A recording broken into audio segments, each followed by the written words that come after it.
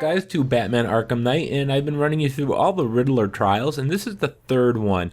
Now I'll be honest, this one kind of had me stumped for about 10 minutes, so I'm going to go ahead and show you how to do this. Now right at the very beginning, the Riddler is going to ask you one simple riddle, well not so simple, and that is what kind of question can only be asked upon reflection.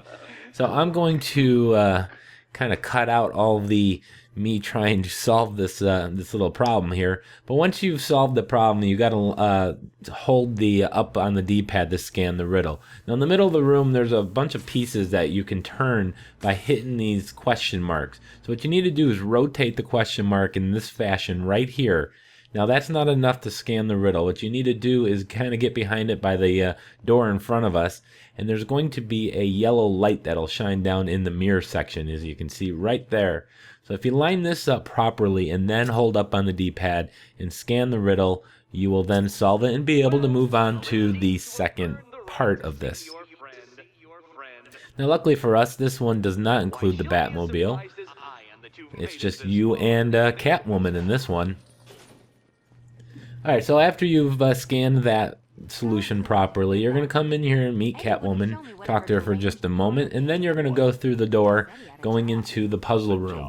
Now once inside this puzzle room, Batman has to go to the right and stand on top of this little blue portal thing here, and Catwoman goes over to the left and stands on this pink one.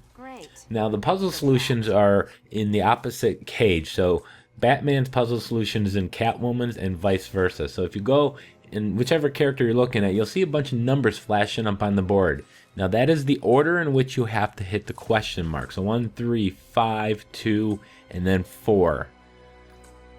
So now that you've seen those numbers flash in that order, switch back over to Catwoman, and then you're going to have to hit these question marks in that exact order. Now if you look at the numbers flashing on the board above, they're blue. Those are the order in which Batman has to hit the question marks. So 3, 1, looks like it's 7, 3, 1, 4, 5, and then 2. So go ahead, switch to Batman. And then I'm going to go and hit these in that same order. So 3, and then 1.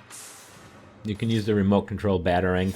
I probably wouldn't use the quick fire batarangs just because it's you can inadvertently hit the wrong one.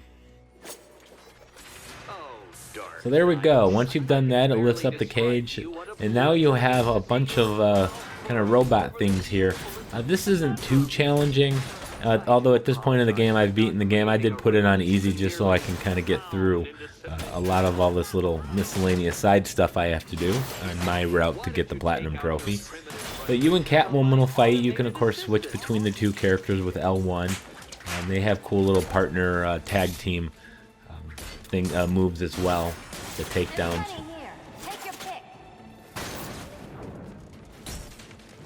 And once this fight's over, all we need to do is go pick up the key, so we don't have to try to risk our life by picking up and putting in the wrong key and exploding our head, thankfully, this time.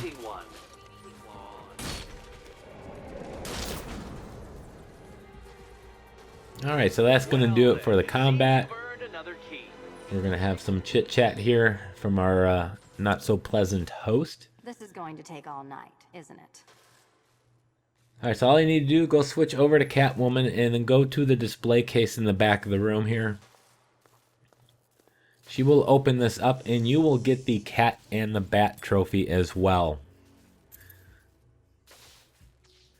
So that's it for this Riddler trial. I do appreciate you guys watching the video. If you did find it helpful, hit the like button. Of course, subscribe.